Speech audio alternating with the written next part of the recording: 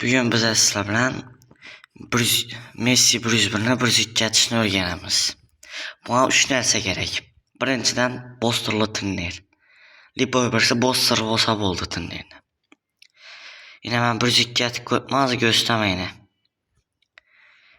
Birinchidan kuchaytirganda.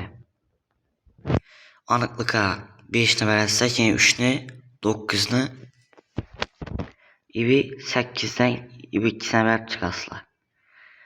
Berib bo'lgandan keyin ikkinchi bosterni berganda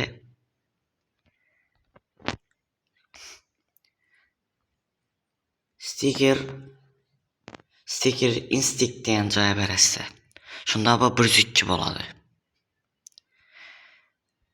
Yana ko'rishingiz mumkin, menda 102 bo'lib turibdi. Oddiy kuchaytirganda 101 bo'ladi.